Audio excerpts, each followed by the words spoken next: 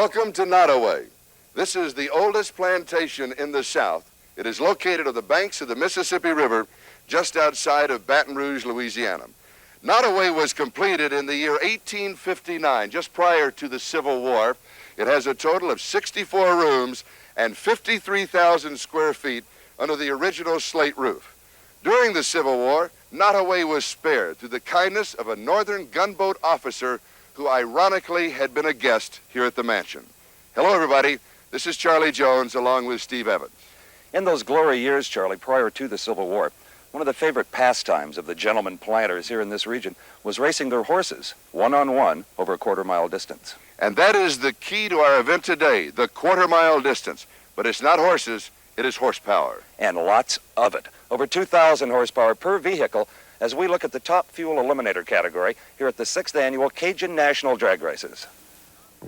And Steve, here we are, the top fuel dragsters, kings of the sport of drag racing. It's hard to believe, Charlie, that these 1,400-pound missiles are capable of speeds over 250 miles an hour in just 5 seconds. They're the fastest accelerating race cars in the world.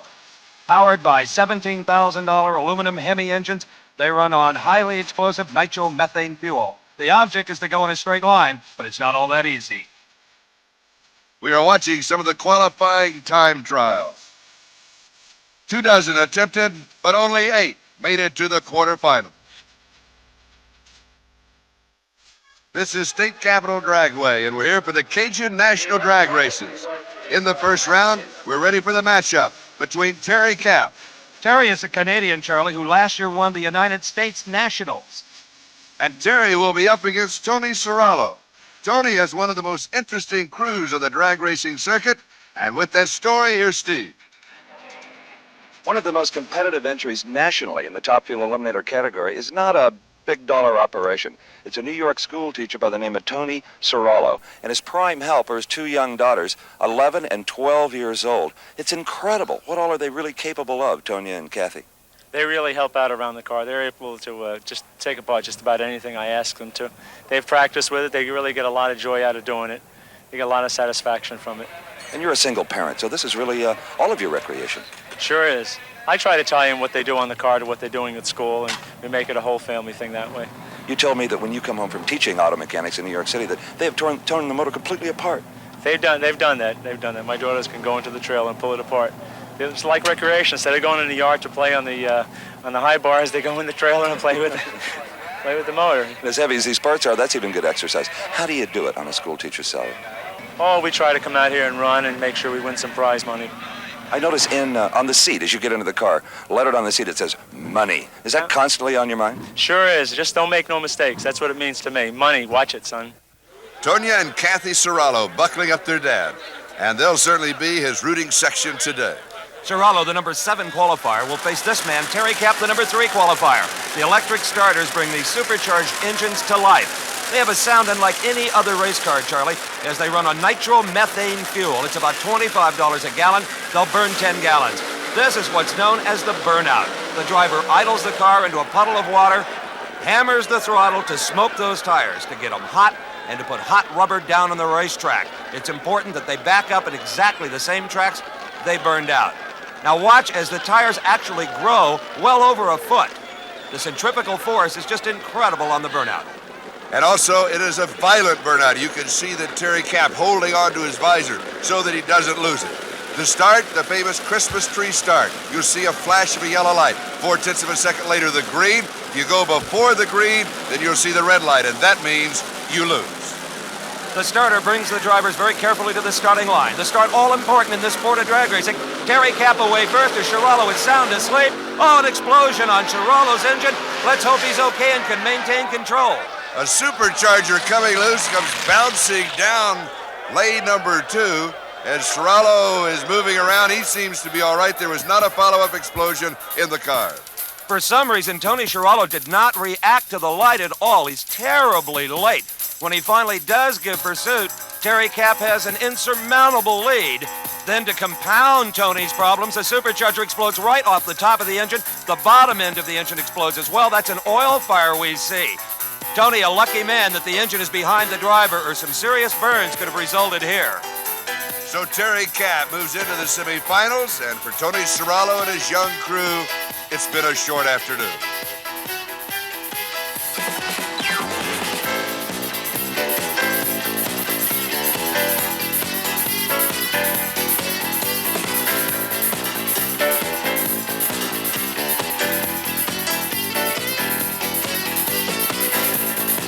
Captain Arthur MacArthur of the Delta Queen as it pulls away from our location here on the Mississippi River just outside of Baton Rouge, Louisiana. This is Charlie Jones and Steve Evans, and it was the Mississippi River that was the original thoroughfare of mid-America. It was the thoroughfare that opened expansion to the American West. It certainly did, Charlie, but just upriver from where we are right now is a thoroughfare of a different kind, where the flow is a lot faster than the old Mississippi here.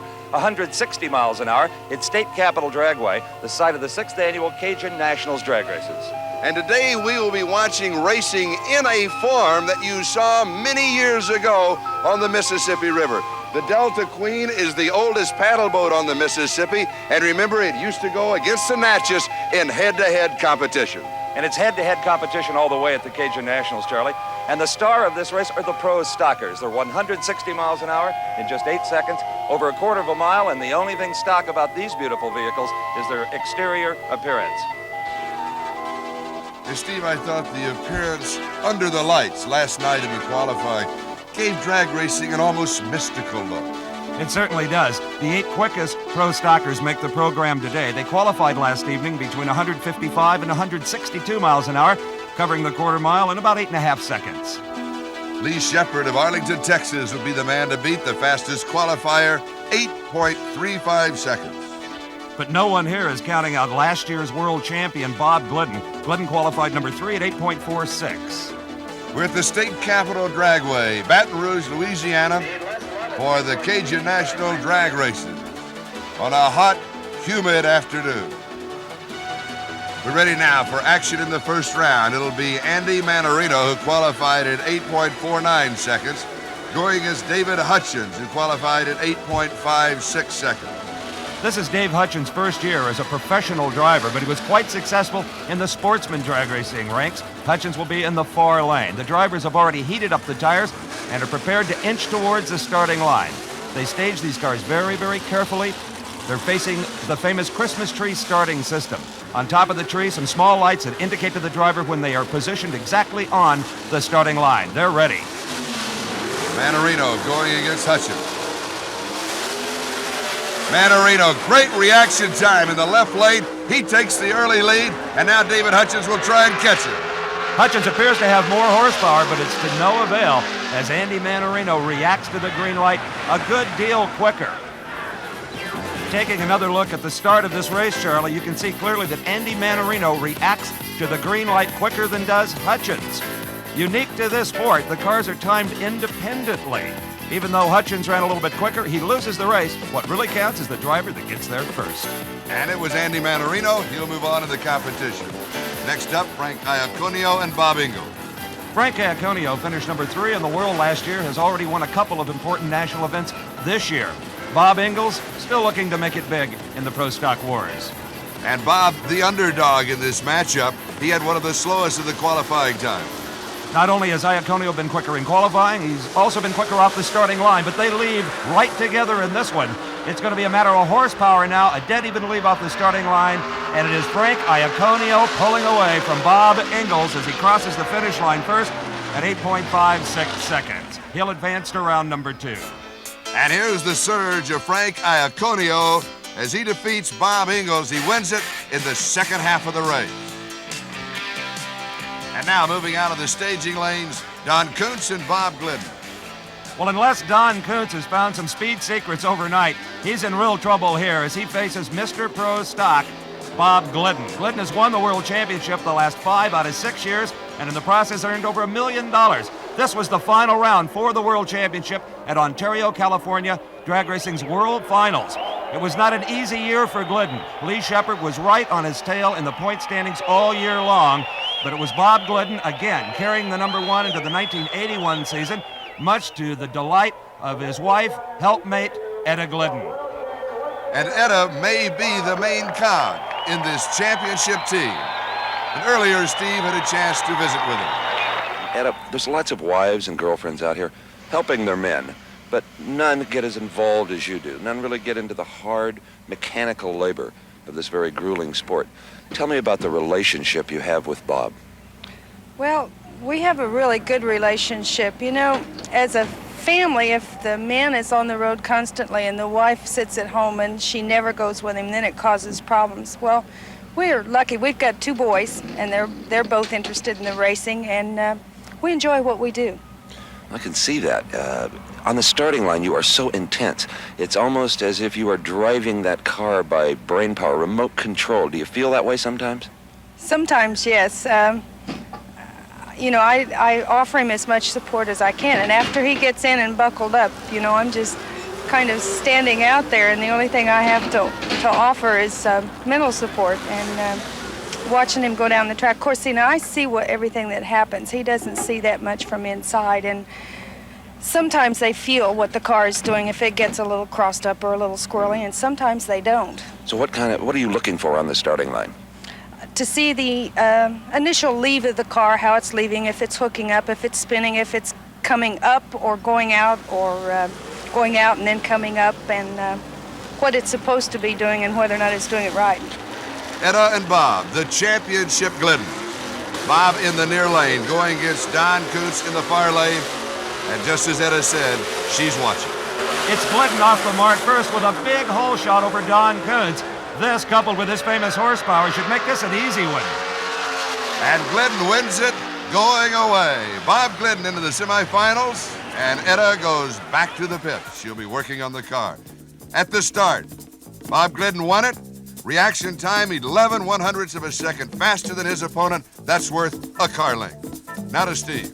All right, Bob, you ran an 8:46. You won, but you still haven't found that power that you want. No, we're running extremely slow.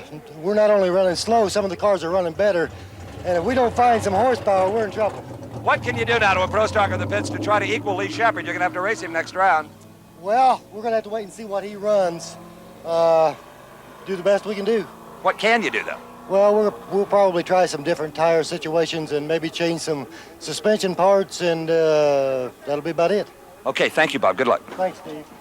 Bob will be joining Etta in the pits. They'll be searching for some more horsepower, but they'll also keep an eye out on the next race, as Lee Shepard, the fastest qualifier, will be going against Pat Musey. Lee Shepard has still not forgiven Bob Glidden, who robbed him of the world title last year. Shepard, as you said, Charlie, the quickest qualifier here at the Cajun Nationals. But Pat Musey has upset potential. He has already been runner-up at 2 national events this year, and that's quite impressive considering this is his first year of serious competition. On paper, this almost looks like a mismatch, as Lee Shepard in the near lane, fastest qualifier, and he qualified 16 100ths of a second quicker than Pat Musey. Musey being very slow to move to the line here, putting a bit of pressure on Shepard, looking for every advantage he can get, even if it's just psychological. Musey's ready, Shepard's ready. Musey jumps, he's red lighted, he went out too quick. Boy, I'll say he went out too quick. He may have just closed his eyes and rolled the dice, but it comes up snake eyes as a red light glows back on the Christmas tree, meaning automatic disqualification for Pat Musey. And in reality, that was a gamble that Musey had to take. But watch. The car on the left, Musey's car, goes on the yellow before the green. Steve is now with Lee Shepard. Lee Shepard, an 8:44 will give you lane choice over Glidden's 8:46. Is that important at all?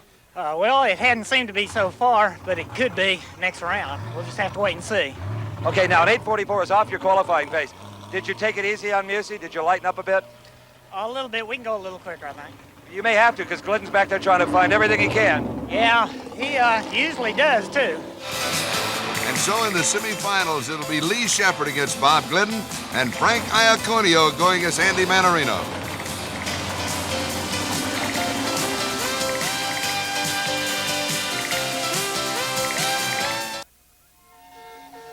We're back on the banks of the Mississippi River as the Delta Queen goes steaming by. We're just outside of Baton Rouge, Louisiana. This is Charlie Jones, Steve Evans. We're here for the Cajun National Drag Races. Earlier in the quarterfinals in the top fuel division, Tony Serralo had a problem. He is in the far lane, a little squirrely at first. He got off to a bad start and then blew his engine. Now that is a 100-pound supercharger that comes bounding loose and follows him down the drag strip. And for Tony, the school teacher from New York, the bad news, the explosion, the good news, he's all right. That's an expensive blower explosion. How much do you figure something like that is going to cost to repair?